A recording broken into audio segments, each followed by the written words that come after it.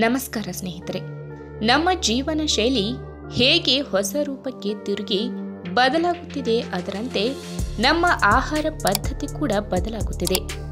ಇಲ್ಲಿ ನಾವು ಕೇವಲ ರುಚಿಗೆ ಮಾತ್ರ ಆದ್ಯತೆ ಕೊಡುತ್ತಿದ್ದೇವೆ, ಆದರೆ ಆರೋಗ್ಯಕ್ಕೆ ಅಲ್ಲ. ಹೀಗಾಗಿ ನಮಗೆ ಚಿಕ್ಕ ವಯಸ್ಸಿಗೆ ಬಿಪಿ, ಶುಗರ್ ಸಮಸ್ಯೆ ಶುರುವಾಗುತ್ತಿದೆ.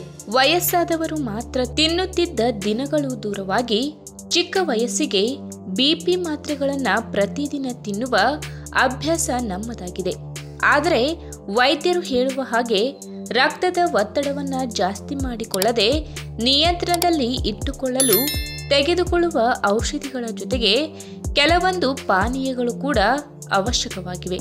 ಹಾಗಾಗಿ ನೈಸರ್ಗಿಕ ಪಾನೀಯಗಳು ಆಗಿರುವುದರಿಂದ ಅಡ್ಡ ಪರಿಣಾಮಗಳು ಕಡಿಮೆ ಮತ್ತು ಲಾಭ ಜಾಸ್ತಿ. ಹಾಗಾದರೆ ಅವುಗಳು ಯಾವುವು ಎಂಬುದನ್ನು ಇವತ್ತಿನ ವಿಡಿಯೋ ಮುಖಾಂತರ ತಿಳಿದುಕೊಳ್ಳೋಣ. ಅದಕ್ಕೂ ಮುನ್ನ ನೀವಿನ್ನೂ ನಮ್ಮ ಚಾನಲ್ಗೆ ಸಬ್ಸ್ಕ್ರೈಬ್ ಆಗಿಲ್ಲ ಅಂದರೆ ಪ್ಲೀಸ್ ಸಬ್ಸ್ಕ್ರೈಬ್ ಮಾಡ್ಕೊಳ್ಳಿ, ಹಾಗೆ ಪಕ್ಕದಲ್ಲಿ ಇರುವಂತಹ ಬೆಲ್ ಐಕನ್ನ ಕ್ಲಿಕ್ ಮಾಡಿ. ಮೊದಲನೇದಾಗಿ ಬೀಟ್ರೂಟ್ ಜ್ಯೂಸ್. ಬೀಟ್ರೂಟ್ ತಮ್ಮಲ್ಲಿ ನೈಟ್ರೇಟ್ ಪ್ರಮಾಣಗಳನ್ನು ಹೆಚ್ಚಾಗಿ ಒಳಗೊಂಡಿದ್ದು, ನಾವು ಅವುಗಳನ್ನು ಸೇವಿಸಿದರೆ ನಮ್ಮ ದೇಹಕ್ಕೆ ನೈಟ್ರಿಕ್ ಆಕ್ಸೈಡ್ ಸಿಗುತ್ತದೆ. ನೈಟ್ರಿಕ್ ಆಕ್ಸೈಡ್ ನಮ್ಮ ದೇಹದಲ್ಲಿ ರಕ್ತ ಸಂಚಾರವನ್ನು ಹೆಚ್ಚಿಸುತ್ತದೆ ಮತ್ತು ರಕ್ತನಾಳಗಳನ್ನು ವಿಶ್ರಾಂತಗೊಳಿಸುತ್ತದೆ. ಇದು ರಕ್ತದ ಒತ್ತಡವನ್ನು ಕಡಿಮೆ ಮಾಡುವುದರ ಜೊತೆಗೆ ಹೃದಯಕ್ಕೆ ಸಂಬಂಧಪಟ್ಟ ಸಮಸ್ಯೆಗಳನ್ನು ಸಹ ದೂರ ಮಾಡುತ್ತದೆ. ಒಟ್ಟಿನಲ್ಲಿ ಬೀಟ್ರೂಟ್ ಜ್ಯೂಸ್ ಸೇವನೆಯಿಂದ ಹೃದಯಕ್ಕೆ ಅನುಕೂಲಕರವಾದ ಲಾಭ ಸಿಗುತ್ತದೆ. ಇನ್ನು ಎರಡನೇದಾಗಿ ಟೊಮೆಟೊ ಹಣ್ಣಿನ ಜ್ಯೂಸ್. ಟೊಮೆಟೊ ಹಣ್ಣುಗಳು ತಮ್ಮಲ್ಲಿ ಪೊಟ್ಯಾಷಿಯಂ ಪ್ರಮಾಣವನ್ನು ಹೇರಳವಾಗಿ ಹೊಂದಿದ್ದು, ನಮ್ಮ ದೇಹದಲ್ಲಿ ಸೋಡಿಯಂ ಹೆಚ್ಚಾಗದಂತೆ ನೋಡಿಕೊಂಡು ರಕ್ತದ ಒತ್ತಡವನ್ನು ಕಡಿಮೆ ಮಾಡುತ್ತದೆ.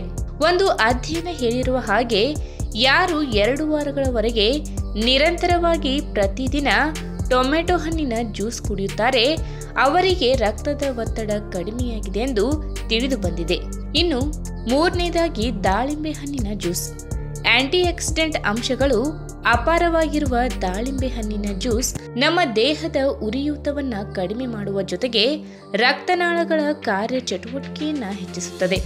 ಏಕೆಂದರೆ ದಾಳಿಂಬೆ ಹಣ್ಣಿನಲ್ಲಿ ರಕ್ತದ ಒತ್ತಡವನ್ನು ನಿಯಂತ್ರಣ ಮಾಡುವ ಗುಣವಿದೆ. ಹೀಗಾಗಿ ದಾಳಿಂಬೆ ಹಣ್ಣಿನ ಜ್ಯೂಸನ್ನು ಪ್ರತಿದಿನ ಖಾಲಿ ಹೊಟ್ಟೆಯಲ್ಲಿ ಸೇವಿಸಿ ರಕ್ತದ ಒತ್ತಡವನ್ನು ಕಡಿಮೆ ಮಾಡಿಕೊಳ್ಳಬಹುದು. ಇನ್ನು ನಾಲ್ಕನೇದಾಗಿ ದಾಸವಾಳದ ಚಹಾ. ದಾಸವಾಳ ಚಹಾ ಕೂಡ ನಿಮ್ಮ ರಕ್ತದ ಒತ್ತಡವನ್ನು ನಿಯಂತ್ರಿಸುವ ಒಂದು ಗಿಡಮೂಲಿಕೆಯಾಗಿದೆ.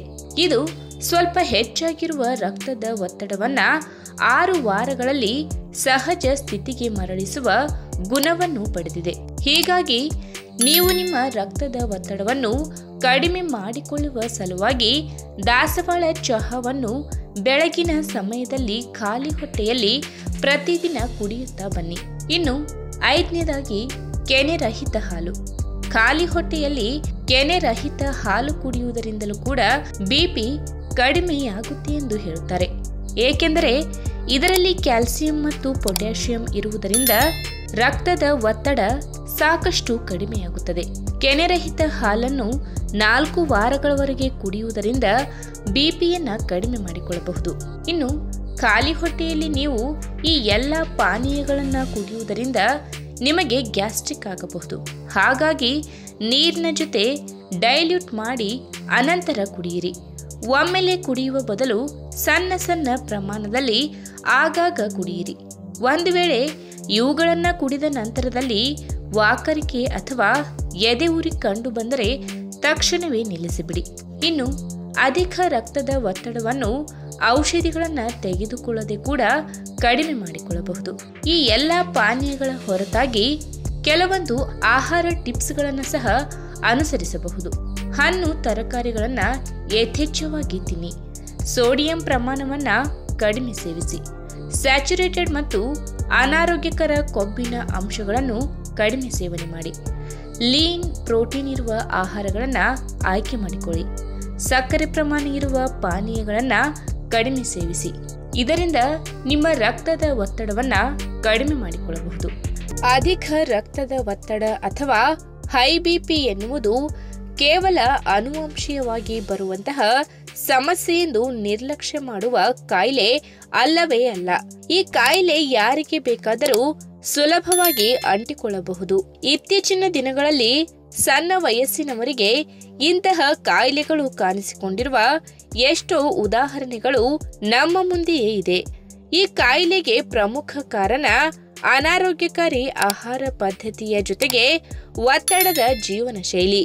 ಈ ಬಗ್ಗೆ ಆರೋಗ್ಯ ತಜ್ಞರೇ ಹೇಳುವ ಹಾಗೆ ಮನುಷ್ಯನು ತನ್ನ ದೈನಂದಿನ ಜೀವನದಲ್ಲಿ ಅದು ಇದು ಟೆನ್ಷನ್ ಮಾಡಿಕೊಂಡು ಮಾನಸಿಕವಾಗಿ ಹೆಚ್ಚು ಒತ್ತಡಕ್ಕೆ ಒಳಗಾಗುತ್ತಾ ಹೋದರೆ ರಕ್ತದ ಒತ್ತಡದ ಕಾಯಿಲೆ ಆತನನ್ನು ಬಹಳ ಬೇಗನೆ ಆವರಿಸಿ ಬಿಡುತ್ತದೆ ಎಂದು ಅಭಿಪ್ರಾಯ ಪಡುತ್ತಾರೆ. ಅದರಲ್ಲೂ 30 ವರ್ಷ ವಯಸ್ಸು ದಾಟಿದ ಪ್ರತಿಯೊಬ್ಬರೂ ಈ ಬಗ್ಗೆ ಹೆಚ್ಚಿನ ಗಮನ ಕೊಡಲೇಬೇಕು. ಹಾಗಾದ್ರೆ ಬನ್ನಿ, ರಕ್ತದೊತ್ತಡ ಇರುವ ರೋಗಿಗಳು ವೈದ್ಯರು ನೀಡಿರುವ ಔಷಧಿಗಳ ಜೊತೆಗೆ ಆಹಾರ ಪದ್ಧತಿಯಲ್ಲಿ ಮೊಸರನ್ನ ಸೇರಿಸುತ್ತಾ ಬಂದರೆ ಯಾವೆಲ್ಲ ಆರೋಗ್ಯ ಪ್ರಯೋಜನಗಳು ಸಿಗುತ್ತವೆ ಎಂಬುದನ್ನ ಇವತ್ತಿನ ವಿಡಿಯೋ ಮುಖಾಂತರ ತಿಳಿದುಕೊಳ್ಳೋಣ. ಅದಕ್ಕಿಂತ ಮುಂಚೆ ನೀವಿನ್ನು ನನ್ನ ಚಾನೆಲ್ಗೆ ಸಬ್ಸ್ಕ್ರೈಬ್ ಆಗಿಲ್ಲ ಅಂದ್ರೆ ಪ್ಲೀಸ್ ಸಬ್ಸ್ಕ್ರೈಬ್ ಮಾಡ್ಕೊಳ್ಳಿ. ಹಾಗೆ ಪಕ್ಕದಲ್ಲೇ ಇರುವಂತಹ ಬೆಲ್ ಐಕನ್ ನ ಕ್ಲಿಕ್ ಮಾಡಿ. ಮೌನವಾಗಿ ಕೊಲ್ಲುವ ರೋಗ ಅಥವಾ ಸೈಲೆಂಟ್ ಕಿಲ್ಲರ್ ಎಂದೇ ಹೇಳಲಾಗುವಂತಹ ಈ ಕಾಯಿಲೆಯನ್ನು ಒಂದು ವೇಳೆ ನಿರ್ಲಕ್ಷ್ಯ ಮಾಡುತ್ತಾ ಹೋದರೆ ಮುಂದಿನ ದಿನಗಳಲ್ಲಿ ಇದೇ ಕಾಯಿಲೆ ಮನುಷ್ಯನ ರಕ್ತನಾಳಕ್ಕೆ ಹಾನಿ ಉಂಟು ಮಾಡುವುದು ಮಾತ್ರವಲ್ಲದೆ ಹೃದಯಕ್ಕೆ ಸಂಬಂಧಪಟ್ಟ ಕಾಯಿಲೆಗಳಿಗೂ ಕೂಡ ಕಾರಣವಾಗುವ ಸಾಧ್ಯತೆ ಹೆಚ್ಚಿರುತ್ತದೆ. ಇನ್ನು ನಮಗೆಲ್ಲ ಗೊತ್ತೇ ಇರುವ ಹಾಗೆ ಒತ್ತಡದ ಜೀವನ ಶೈಲಿ, ಅನಾರೋಗ್ಯಕಾರಿ ಆಹಾರ ಪದ್ಧತಿ ಹಾಗೂ ದಿನನಿತ್ಯದ ಅದು ಇದು ಎಂದು ಟೆನ್ಷನ್ ಮಾಡಿಕೊಂಡವರಲ್ಲಿ ಈ ಕಾಯಿಲೆ ಬಹಳ ಬೇಗನೆ ಆವರಿಸಿಕೊಂಡು ಬಿಡುತ್ತದೆಯಂತೆ. ಹೀಗಾಗಿ ಆರೋಗ್ಯಕಾರಿ ಆಹಾರ ಪದ್ಧತಿ, ಶಿಸ್ತುಬದ್ಧ ಜೀವನ ಶೈಲಿ, ವೈದ್ಯರ ಸಲಹೆಗಳನ್ನು ಅನುಸರಿಸುವುದರ ಜೊತೆಗೆ ಆಹಾರ ಪದ್ಧತಿಯಲ್ಲಿ ಮೊಸರನ್ನು ಸೇವನೆ ಮಾಡುತ್ತಾ ಬಂದರೆ ಈ ಕಾಯಿಲೆಯಿಂದ ದೂರ ಇರಬಹುದಾಗಿದೆ. ಹೌದು, ಹಾಲಿನ ಉಪ ಉತ್ಪನ್ನವಾದ ಮೊಸರಿನಲ್ಲಿ ಅಪಾರ ಪ್ರಮಾಣದ ಪೌಷ್ಟಿಕಾಂಶಗಳು ಕಂಡುಬರುವುದರಿಂದ ಮನುಷ್ಯನ ಆರೋಗ್ಯಕ್ಕೆ ಇದರಿಂದ ಸಾಕಷ್ಟು ಪ್ರಯೋಜನಗಳು ಕಂಡುಬರುತ್ತದೆ. ಪ್ರಮುಖವಾಗಿ ಮೊಸರಿನಲ್ಲಿ ಆರೋಗ್ಯಕ್ಕೆ ಬೇಕಾಗುವ ಅಧಿಕ ಪ್ರಮಾಣದ ಮ್ಯಾಗ್ನೀಷಿಯಂ, ಪೊಟ್ಯಾಷಿಯಂ ಹಾಗೂ ವಿಟಮಿನ್ ಅಂಶಗಳು ಅಧಿಕ ಪ್ರಮಾಣದಲ್ಲಿ ಕಂಡುಬರುವುದರಿಂದ ಇದೊಂದು ಆರೋಗ್ಯಕರವಾದ ಆಹಾರ ಪದಾರ್ಥ ಎಂದು ಹೇಳಬಹುದು. ಪ್ರಮುಖವಾಗಿ ಮೊಸರಿನಲ್ಲಿ ಪೊಟ್ಯಾಷಿಯಂ ಅಂಶ ಹೇರಳವಾಗಿ ಕಂಡುಬರುವುದರಿಂದ ಈಗಾಗಲೇ ಅಧಿಕ ರಕ್ತದೊತ್ತಡ ಸಮಸ್ಯೆಯಿಂದ ಬಳಲುತ್ತಿರುವವರು ಮಿತವಾಗಿ ಸೇವನೆ ಮಾಡುತ್ತಾ ಬಂದರೆ ಆಗ ಅದು ತುಂಬಾ ಪರಿಣಾಮಕಾರಿ ಎಂದು ಅಧ್ಯಯನಕಾರರು ತಮ್ಮ ವರದಿಯಲ್ಲಿ ತಿಳಿಸಿದ್ದಾರೆ.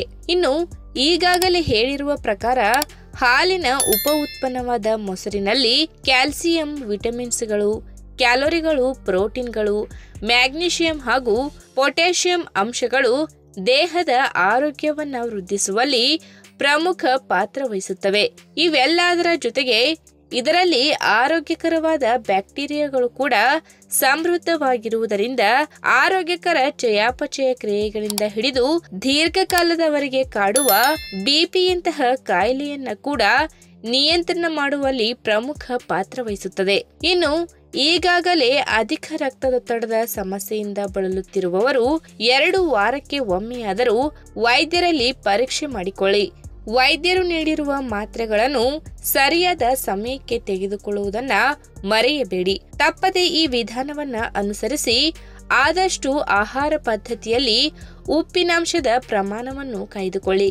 ಎಲ್ಲದಕ್ಕಿಂತ ಮುಖ್ಯವಾಗಿ ಆರೋಗ್ಯಕರವಾದ ಆಹಾರ ಪದ್ಧತಿ ಹಾಗೂ ಜೀವನ ಶೈಲಿಯನ್ನ ಅನುಸರಿಸಿದರೆ ಇಂತಹ ಕಾಯಿಲೆಯನ್ನು ಹದ್ದುಬಸ್ತಿನಲ್ಲಿ ಇಟ್ಟುಕೊಳ್ಳಬಹುದು. ಈ ವಿಡಿಯೋ ನಿಮಗೆ ಇಷ್ಟವಾದಲ್ಲಿ ತಪ್ಪದೆ ಲೈಕ್ ಮಾಡಿ, ಶೇರ್ ಮಾಡಿ, ಹಾಗೆ ನಿಮ್ಮ ಅನಿಸಿಕೆನ ಕಮೆಂಟ್ ಮೂಲಕ ತಿಳಿಸಿ.